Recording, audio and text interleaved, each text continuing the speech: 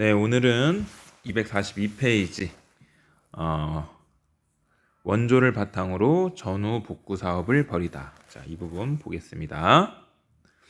네, 우리 지난 시간에 배웠던 것은 이제 정치 부분에 대한 것이고, 지금 이 부분은 이제 경제 부분, 6.25 전쟁 이후에 경제적으로 어떤 변화들이 있었는지 살펴보겠습니다.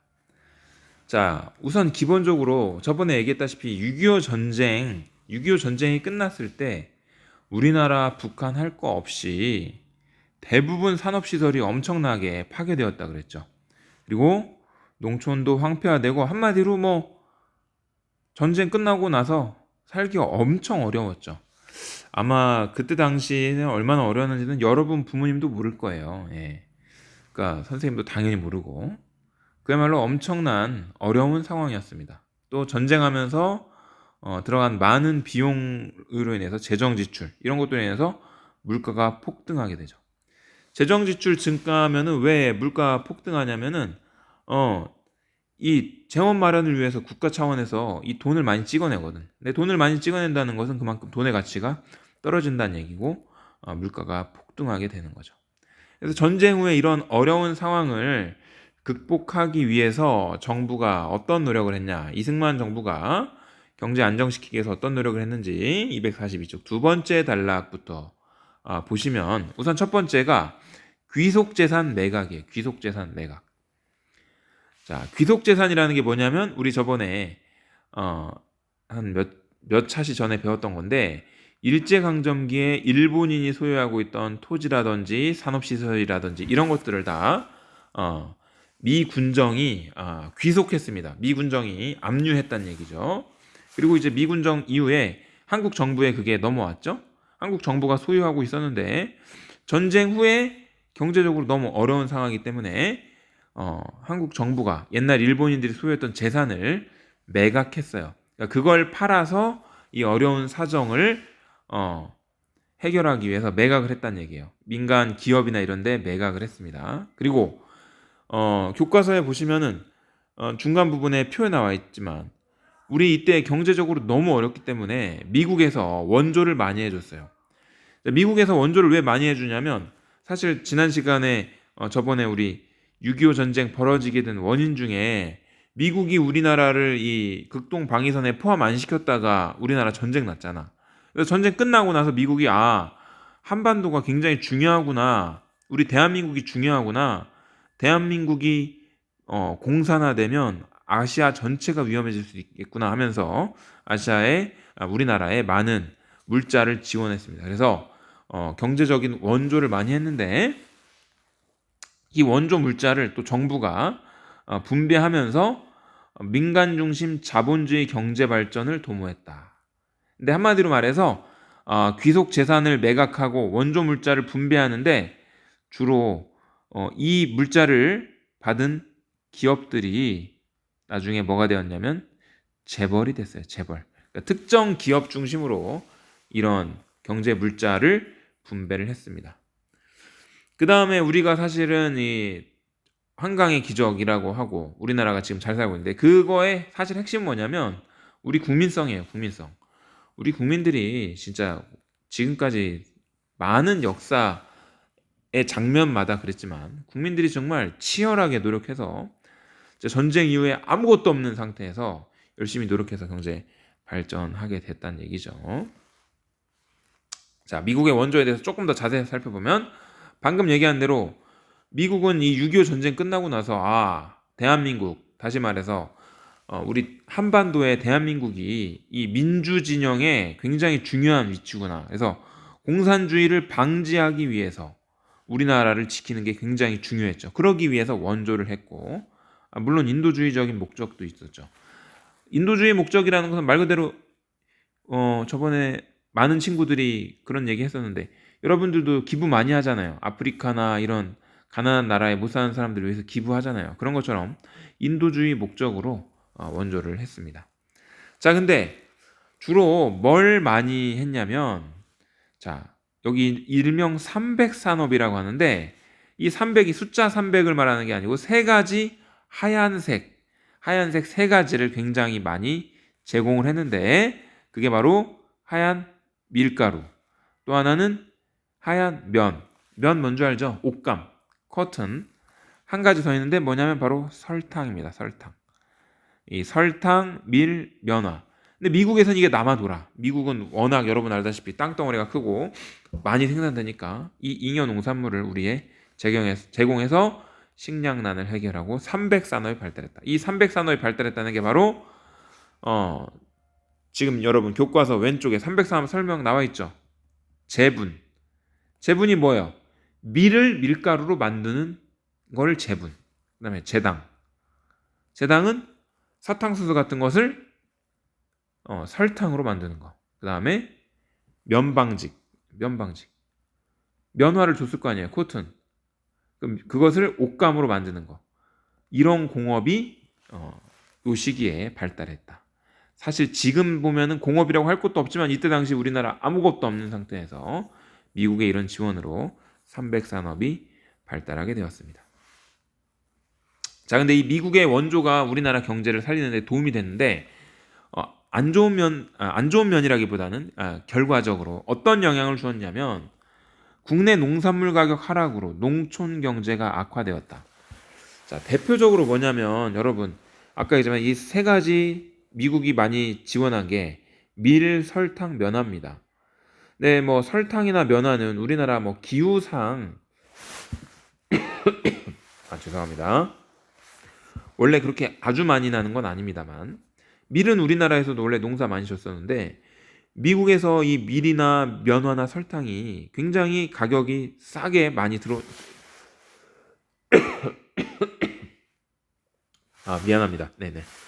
미국에서 원조돼서 들어오니까 국내에서 밀농사 하던 사람들은 망하는 거야. 왜? 밀을 팔아야 되는데 미국에서 값싼 밀이 들어오니까 팔 수가 없잖아요. 여러분 그래서 지금까지도 우리나라에 밀농사 하는 사람 많아요? 적어요? 거의 없죠. 예. 대부분 수입에 의존하고 있죠. 그래서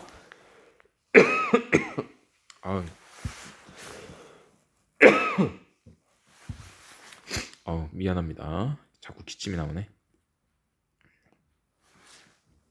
그래서 미국에서 수입하는 그런 농작물들을 재배하던 농가들은 피해를 입었겠죠. 예. 그래서 예전에는 밀도 재배하고 했었는데 더 이상 뭐 밀이나 면화 이런 것들은 더 이상 재배하지 않게 된 거죠. 자, 그러면 그 농민들은 어떻게 되겠어요? 나중에 이 농민들 다 도시로 갔겠죠. 농산물 가격 하락으로 농촌 경제가 악화되고 많은 사람들이 도시로 이동하게 되는 그런 결과를 가져오기도 했습니다. 자, 그리고 50년대 동안에 미국이 원조했는데 원조는 그냥 주는 거야. 무상으로 줬단 말이에요. 자, 그런데 시간이 지나면서 계속 그냥 줄 수는 없으니까 나중에는 차관이라는 건 무슨 말이야? 빌려주는 걸로 전환했어요. 그래서 이걸로 인해서 또 경제가 살짝 흔들리기도 했습니다. 자, 그리고 이 시기의 경제의 또 큰 특징 중에 하나가 이것은 우리나라의 이건 좋은 면은 아니죠. 근데 지금까지도 영향을 주고 있습니다. 정경유착이 무슨 말이야? 말 그대로 정치와 경제가 유착했다는 게 무슨 말이야? 딱 달라붙었다는 얘기야. 자, 무슨 얘기냐면 아까 방금 전에 얘기했었는데 이승만 정권이 일본에게 받은 귀속 재산이라든지 미국으로부터 받은 원조 물자를 민간에 넘기는데 특정 기업에 혜택을 줬어요. 그래서 이 특정 기업들이 다 뭐가 됐다 그랬어? 재벌이 됐다 그랬죠. 자, 당연한 얘기지만 미안합니다. 자, 귀속 재산이나 원조 물자를 특정 기업에 혜택을 줬다는 것은 이 기업이 당연히 정치인들에게 어떻게 했겠을까요? 이 특정 기업은 정치인들에게 정치 자금을 전달했겠죠. 그죠? 정치 자금을 지원했겠죠. 그러니까 대통령은 특정 기업한테 경제적인 혜택을 주고 기업에서는 그 정치인들한테 소위 말해서 정치자금, 좋게 말하면 정치자금, 나쁘게 말하면 뒷돈을 줬다는 얘기죠. 그러면서 이런 특혜받는 기업들이 대기업으로 형성하게 되었다. 대기업을 이루게 되었습니다. 300산업 중심으로. 그래서 여러분 지금까지 우리나라의 유명한 대기업들 시작은 다 여기였어요.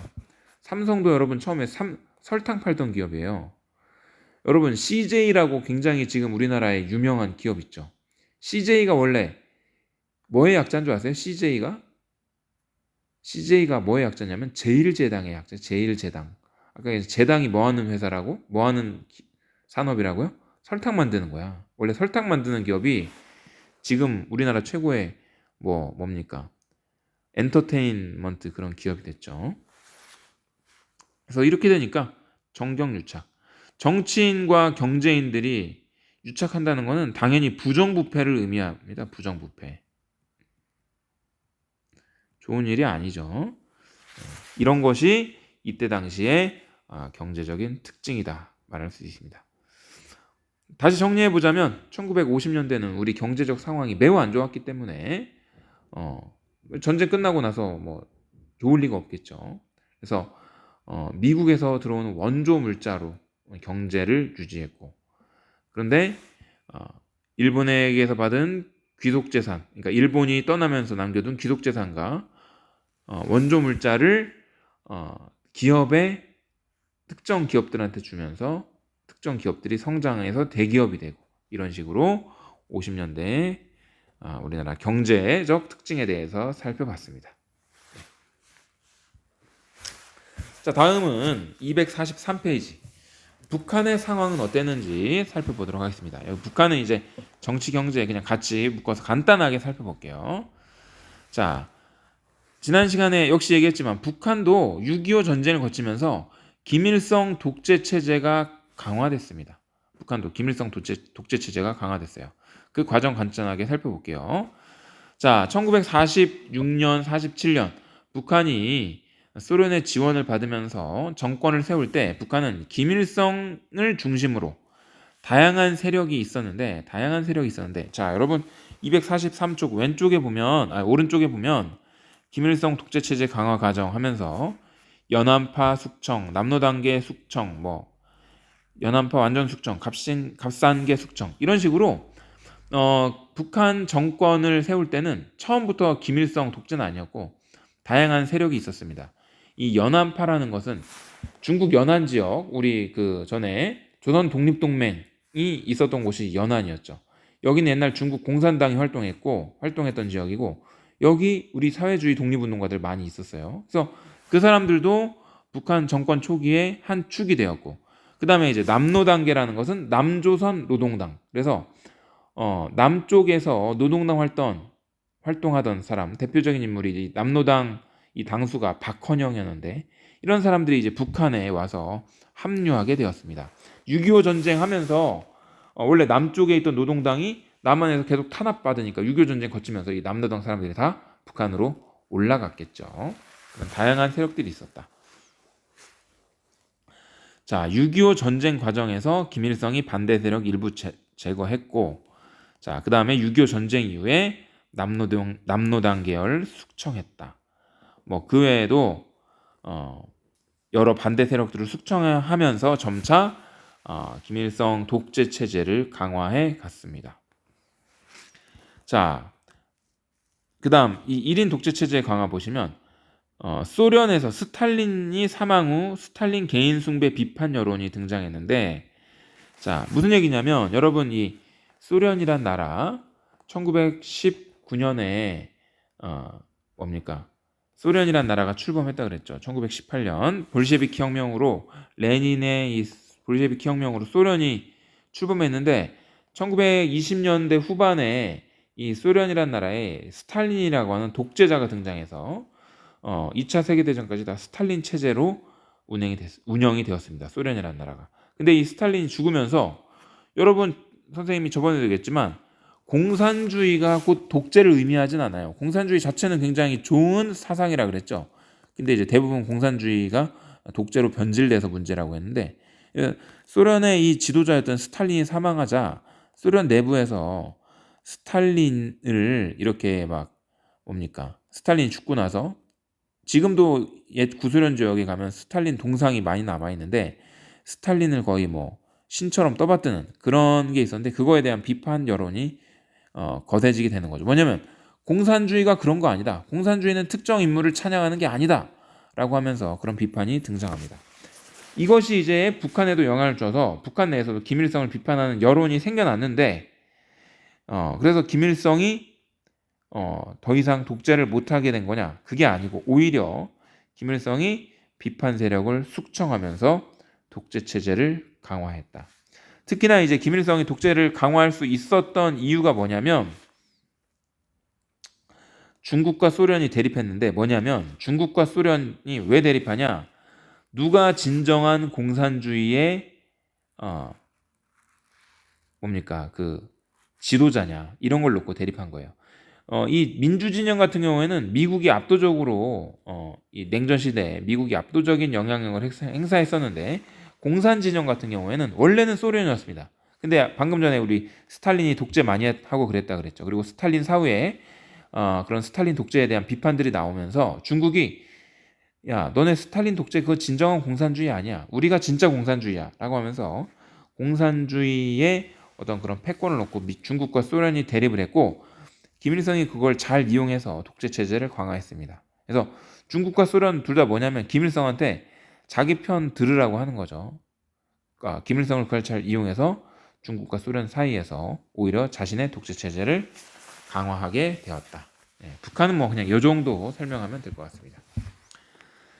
자, 전쟁 이후에 북한도 전후 복구를 위해서 노력했는데 지난 시간에 선생님이 잠깐 얘기했지만 6.25 전쟁의 피해는 남북한 모두 심했지만 북한이 훨씬 더 심했다고 해요. 그래서 북한이 이제 전후 복구를 위해서 노력을 했는데 북한도 우리가 미국의 원조를 받았던 것처럼 북한도 중국과 소련의 원조에 의존해서 복구를 하게 됩니다. 뭐 목표は당연히 전쟁 이전 수준으로 향상하는 게 목표였죠. 그러면서 전후 복구 3개년 계획 54년부터 3개년 계획을 세워놓고 뭡니까? 이걸 경제 개발 계획을 실행했습니다. 그리고 조기 달성했다고 발표했지만 실제로는 대부분 미달되었다. 뭐 이 정도. 이 북한 부분은 뭐 그렇게 사실 시험 출제나 이런 면에서 중요도가 떨어지니까 그냥 간단하게 살펴보고 넘어가겠습니다. 전후 복구 3개년 계획이 있었고 그 이후에 1957년부터는 5개년 계획이라는 것을 만들어 놓고 북한이 이제 경제 부흥 운동을 벌였는데 자, 뭐 공업 기반 구축, 의식주 해결 이런 거 있는데 이거는 뭐 그냥 넘어가도 되고 요거 여러분 알아야 돼요. 천리마 운동. 이름만 들어도 북한에서 했다는 운동인지 알겠죠? 자, 교과서에 천리마 운동에 대한 그 포스터 그림인데 굉장히 북한스러운 느낌의 포스터가 있죠. 자, 이 천리마 운동은 뭐냐면 한마디로 경제 발전을 하는데 뭐 어떤 자원이라든지 기술이라든지 이런 게 아니고 오로지 대중의 노동력을 통해서 경제를 부흥시키겠다. 뭐냐면 한마디로 여러분이 공부하는데 뭐 공부법이라든지 아니면은 뭐 공부하는데 필요한 뭐 인강이라든지 아니면 뭐 비싼 학원이라든지 과외라든지 이런 거 아니고 무조건 파이팅 있게 노력하면 돼. 노력해 해서 경제를 발전시키려는 운동이 바로 천리마 운동이에요. 그래서 진짜 북한 주민들이 엄청 열심히 이때 당시에는 노력을 했습니다. 왜냐? 전에도 얘기했지만 이때 당시는 공산주의의 문제점에 대해서 잘 인지하지 못했기 때문에 실제로 북한 주민들이 진짜 힘을 내서 엄청나게 열심히 했다 그래요. 그래서 5개년 계획 목표를 1년 앞당겨서 달성했다고 합니다. 북한 측 주장에 의하면 어쨌든 실제로 자신들이 목표했던 것을 달성을 했어요. 자, 근데 이 천리마 운동의 한계는 아까 말한 대로 뭐 돈을 들인 것도 아니고 기술을 들인 것도 아니야. 오직 뭘만 가지고 노력으로만. 여러분 요즘 젊은이들이 싫어하는 말이 뭐예요? 노력이 부족하다. 노력만 가지고 말이 안 되는 거거든. 네, 노력만 가지고 달성했다고 하는 거예요. 그러면서 뭐 노력과 속도 경쟁에만 의존했다. 어쨌든 이렇게 경제 개발을 하게 됐습니다.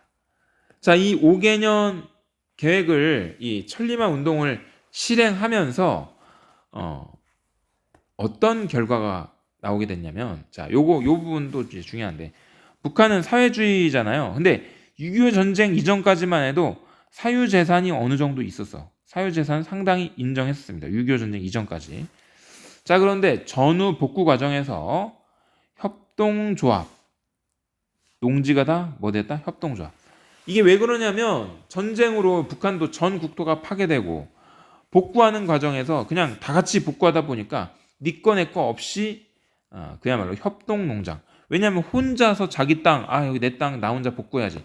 어렵잖아요. 그러니까 다 같이 사람들이 복구하면서 협동조합, 협동농장화 되었습니다. 그래서 사회주의 체제로 급속하게 전환됐다라고 하는데, 여러분 243쪽 아래쪽에 역사 깊이 보기에 나와 있는 그 북한의 협동농업화 그 부분 표를 보세요.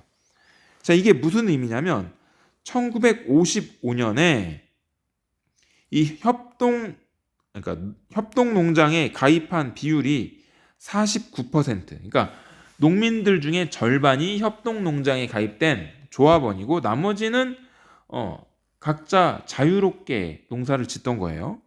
자, 근데 계속 이 전후 복구 사업을 하고 천리마 운동 이런 걸 하면서 시간이 가면서 이 협동농장에 참여하는 비율이 점점 늘어나죠. 농가 후수 비율이. 55년에 49%에서 56년 70%, 56년 12월 80%, 그 다음 58년에 100%, 경지 면적 비율도 100%. 무슨 얘기냐면 모든 북한 농민들이 이제 자영농 이런 개념이었고 협동농장에 소속된 그렇게 됐다는 얘기예요. 그래서 모든 생산수단을 통합하게 됩니다. 이제 네 땅 내 땅의 개념이 원래 약간 있었는데 진짜 완전 사회주의가 된 거예요. 그래서 사유재산 제도가 완전히 사라지고 사회주의적 소유 형태가 이루게 되었다. 그래서 네 땅 내 땅의 개념이 완전히 사라지는 그런 지경까지 가게 되었습니다. 자, 이렇게 북한의 정치와 경제 부분까지 살펴봤습니다. 자, 여러분 한 페이지 넘겨서 244페이지 이산가족 상봉의 역사라고 있는데, 이산가족이 무슨 뜻이죠, 여러분? 네, 244페이지 보세요. 윗부분에 나와 있죠. 이산가족이란 전쟁이나 내란, 정치, 경제적 이유로 흩어져 사는 가족. 그러니까 우리가 여러분 중에 뭐 기숙사생도 있고 부모님과 떨어져 생활하는 친구들도 있고 한데 대부분 자발적으로 그렇게 하는 경우가 많이 있죠. 근데 이산가족이라는 것은 전쟁이나 내란 때문에 어쩔 수 없이 흩어진 그런 가족들을 말합니다. 특히나 우리 6.25 전쟁, 3년간의 전쟁을 거치면서 가족끼리 막 이 전쟁통에 살려고 하다 보니까 헤어지고 흩어지고 이런 사람들 굉장히 많았어요. 그 다음에 어떤 경우도 많냐면 나이가 어려. 뭐 여러분보다 더 어려요. 뭐 한 10살, 뭐 9살 이런 형제가 있는데 부모님이 전쟁 중에 죽었어. 그럼 이 형제가 어떻게 돼? 어떻게 살아요? 둘이 헤어지기도 하죠. 고아원 가고 막 이러면서 이런 식으로 헤어지는 경우가 많았어요. 우리가 이산가족 하면 남북 이산가족 이것만 생각하는데 사실은요 전쟁 끝나고 나서는 그냥 우리나라 내에서도 이산가족이 굉장히 많았습니다. 그래서 이산가족이 엄청나게 많았고 그 교과서에 보면 KBS 특별 생방송 이산가족을 찾습니다. 이거 나오는데 80년대, 83년에 KBS에서 이 이산가족 찾기 생방송을 했는데 이때 이산가족을 찾겠다고 신청한 신청자가 10만 명이에요. 10만 명. 무슨 얘기냐면 6.25 전쟁 당시에 그냥 남한 지역에서만 이런저런 이유로 가족을 잃어버린 사람이 10만 명이나 된다는 얘기예요. 그래서 엄청나게 대단했던 이 방송이 있었고 이 방송이 되게 놀라웠던 것은 거의 뭐 한 100몇 시간 연속 생방송을 했다 그래요. 그래서 세계 기네스북에도 기록될 정도로 이제 대단한 그런 방송이었고 또 유네스코 기록유산으로도 남아 있습니다. 그래서 오늘은 이 이산가족 찾기 특별 생방송 당시의 모습이 어땠는지 우리 유튜브 자료를 통해서 한번 전쟁이 얼마나 또 참혹하고 그 결과가 얼마나 많은 아픔을 주었는지 함께 살펴보는 그런 시간을 갖도록 하겠습니다. 오늘 이 교과서 내용은 여기까지 하도록 하겠습니다.